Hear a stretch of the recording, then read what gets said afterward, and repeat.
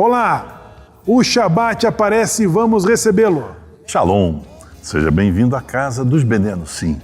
Vamos aos principais destaques da Parashá que será estudada nesta semana. A Parashá Yitro inicia com o sogro de Moshe chegando ao acampamento do povo judeu no deserto, onde é saudado calorosamente por grande quantidade de pessoas. Yitro desejou juntar-se a eles quando ouviu falar de todas as maravilhas e milagres que Deus realizara para o povo judeu durante o êxodo do Egito. Quando vê que Moshe está agindo como o único juiz do povo, desde o amanhecer até o anoitecer, Yitro declara que esse sistema jamais funcionará. Exatamente. Sugere, portanto, que juízes subordinados sejam designados para julgar os casos menos importantes. Moshe concorda com este plano. O povo judeu chega ao Monte Sinai e prepara-se para receber a Torá. Moshe escala a montanha de Deus e Deus lhe diz para transmitir ao povo de que serão para ele um tesouro entre as nações. Após 3 dias de preparação, finalmente chega o momento da revelação.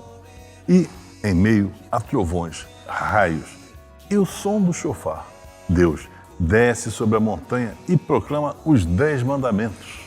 Moshe então sobe a montanha para receber o restante da Torá de Deus, tanto da parte escrita como da tradição oral. A porção é concluída com várias mitzvot referentes à construção do altar no templo. É isso aí, Zait. Parashá Yitro. Muito interessante essa parashá. Yitro marca presença, Zait, depois de que os filhos de Israel saem do Egito. E depois, mais necessariamente, após a vitória dos hebreus na luta contra Amaleque. Exatamente. E você vê que Yitro, ele devia estar bem antenado, porque tendo sido informado de todos aqueles milagres, ele chegou à conclusão, peraí, esse é o verdadeiro Deus, não existe outro.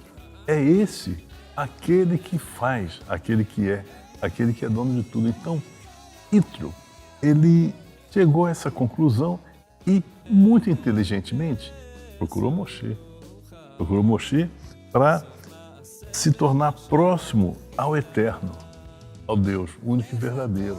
Ele agiu muito inteligentemente. Isso, Zait. Agora, existe uma discussão por que Yitro foi ao encontro de Moshe só após a vitória sobre os Amalequitas.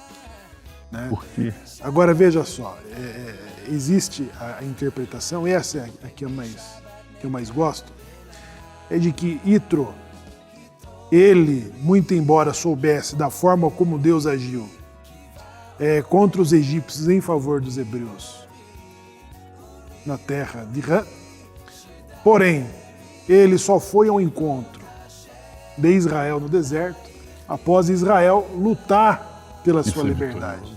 Né? Então, uma coisa, Zait, é Deus lutar pela liberdade dos hebreus.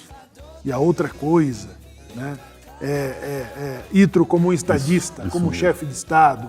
Ele falou assim, a outra coisa é os hebreus lutarem pela sua própria liberdade. Exatamente, demonstrando que tem valor. Demonstrando que tem valor e o efeito, né, da formação da nação. Uma coisa interessante, Zait, é que a declaração de um suposto idólatra. Yitro é chefe, é sacerdote em Midian. Né? Mas ele diz, ao encontrar com Moshe e Aarão, de que o Deus dos hebreus é acima de todos os deuses. Né? Acima de todos os deuses. É quando então o Midrash vai afirmar de que ali ocorreu a conversão de Yitro. Yitro torna-se um judeu. É convencido, né, como todas as demais nações vizinhas que testemunharam esse grande milagre, a saída dos filhos de Israel da terra do Egito. E essa coisa é muito interessante. Esse ponto que foi trazido aqui, de que uma coisa é o Eterno lutar por aquele povo que ele ama. Ele já amava esse povo bem antes disso tudo acontecer. Já na época dos patriarcas, ele já amava esse povo, já sabia que existiria esse povo.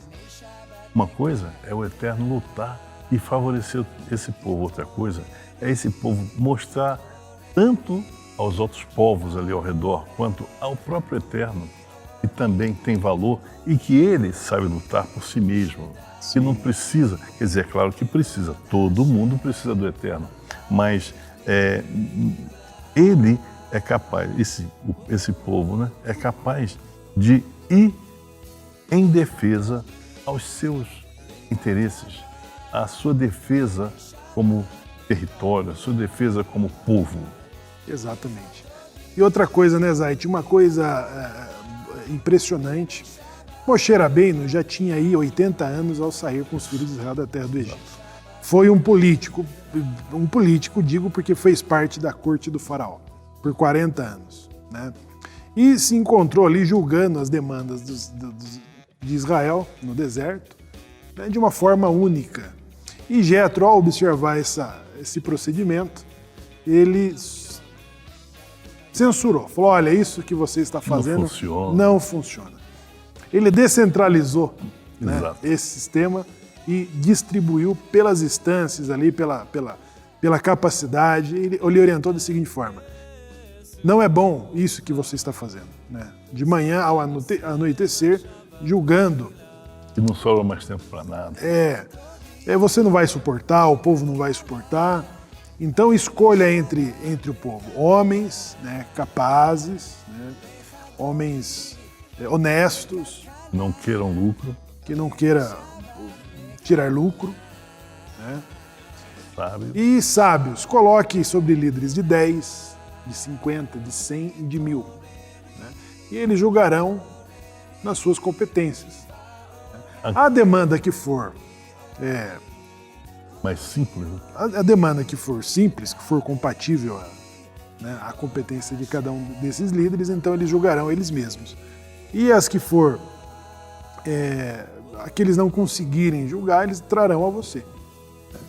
Então ficaria um serviço muito mais distribuído, muito mais simples, exatamente, simples, né? E daria condição de Moshe ter mais capacidade de avaliar cada um daqueles casos, poucos que seriam levados a ele. Sim.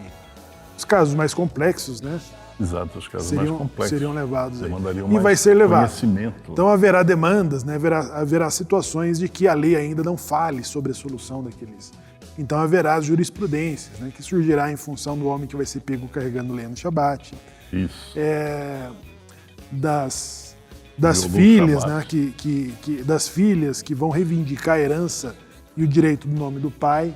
Então surgirá essas jurisprudências de que Moshe na Suprema Corte, ele vai recorrer ao Supremo Tribunal, ao Eterno, né, que virá com a decisão, que virá com as jurisprudências. Zait, é bacana, nós percebemos então que inicia essa organização, eles passam a sair gradativamente daquele status de escravo e passam a ter um patriotismo, né, de lutar pelos seus estandartes, né? Exato, assumir a sua capacidade, a sua nação. Exatamente. E aí, desta forma, Moshe recebe a informação, recebe a orientação de um não-judeu, Zait. E, humildemente, ele aceita essa sugestão, porque foi uma sugestão. Então, Moshe, sabiamente, como era uma pessoa humilde, uma pessoa que ouvia a todos, ele percebeu que realmente Yitro tem razão. Yitro tem razão e eu vou organizar dessa forma. Você vê que a sabedoria, né, ela ouve sugestões de todos e sabe a capacidade de Moshe era tal que ele soube aproveitar as boas sugestões e moldou a justiça dessa forma. Exato. Até hoje nós temos níveis de tribunais, até hoje. Exatamente. Todo mundo. As instâncias, né, os níveis, os tribunais, o Beit Din, o tribunal de 12, de 24, de 70 juízes, de 120 juízes, a grande assembleia, né? Então, houve todos os vários tribunais que foram constituídos desses juízes. E ademais, Zait, ele também, agora aos pés do Sinai, torna-se, né, o legislador. vai receber de Deus as leis, né? A lei escrita e também a lei oral, e vai transferir aos hebreus que estão aos pés do Sinai. Exato. Agora, veja, nós comentávamos sobre da forma como Moisés precisava persuadir os hebreus, de que eles teriam que ser livres da terra do Egito, além de convencer o próprio faraó de fazer essa liberação. Agora, quando Hashem faz o desafio a Moshe, próximo ali do arbusto, né? Que a chama que não queimava. Isso. Então ali ele diz o seguinte, de que aqueles eram sinais de que ele iriam convencer os hebreus de que ele estava sendo enviado, né?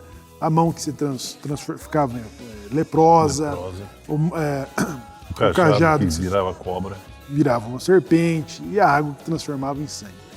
Agora, e para Moshe, de que forma que Moisés seria convencido por Deus de que ele era capacitado para aquela missão? Qual foi o sinal, Zait, de que Hashem dá para ele?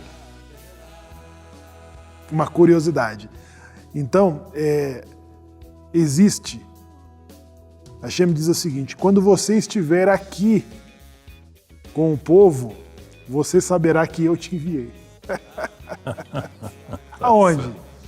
Quando você estiver neste monte com o povo, você saberá que eu te enviei, né?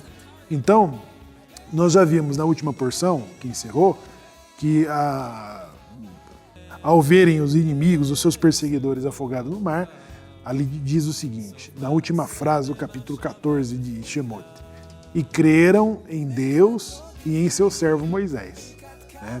Então as pessoas estavam sendo convencidas de que de fato Deus estava lutando por eles, estavam protegendo. Ante um milagre desses, né? Isso aí se torna indiscutível, né? Exato. E agora, Zait, os mandamentos, o que você nos diz da outorga da Torá?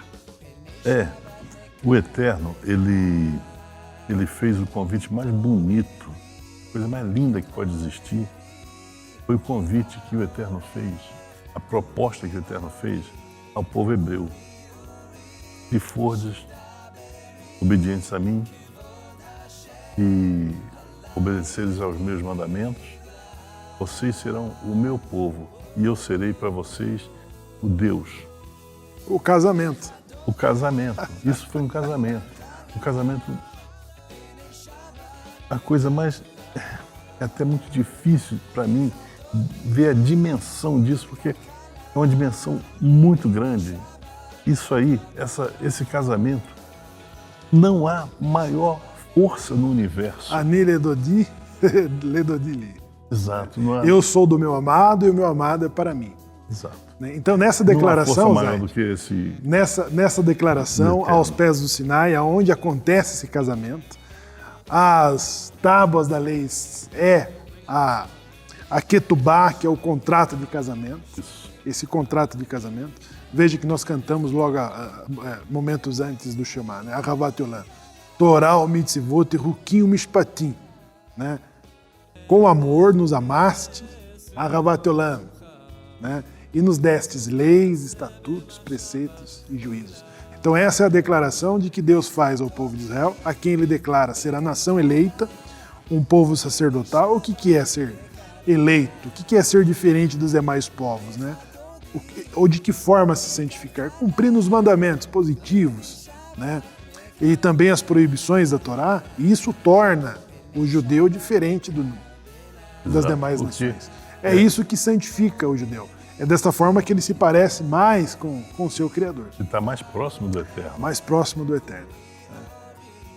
É uma coisa muito interessante que tantas pessoas participaram viram esses milagres acontecerem, tantos e tantos milagres acontecerem, e dali poucos foram aqueles que se tornaram profetas. Moshe, claro, já desde o início, seu irmão, Arão, Miriam, profetiza também, e poucos mais. Zait, veja, mas aos pés do Sinai todos ouviram a Deus. Todos ouviram. Então, na verdade, depois o próprio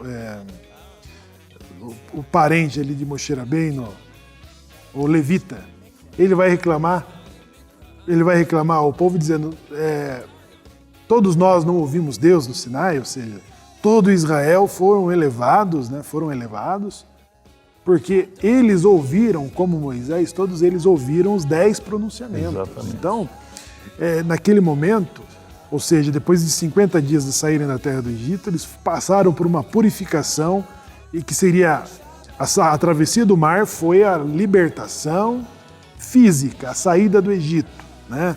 Essa isenção daquele pá, da impureza. Agora, os 50 dias aos pés do Sinai foi uma purificação espiritual para que pudessem receber a outorga da Torá. Zait, é magnífica essa paraxá, né? E você não pode perder, porque isso e muitas outras coisas serão comentadas nesse próximo Shabat pelo mais competente Minyan. E que fala de Anussim para Anussim.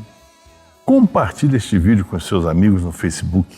Inscreva-se em nosso canal e ative as notificações. Seja um mantenedor da Casa dos Bnei Anussim. Shalom. Shalom.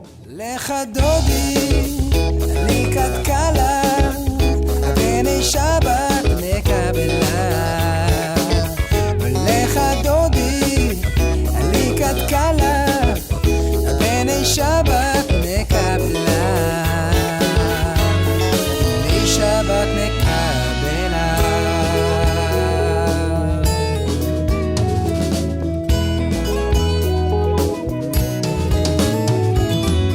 לקראת שבת לכו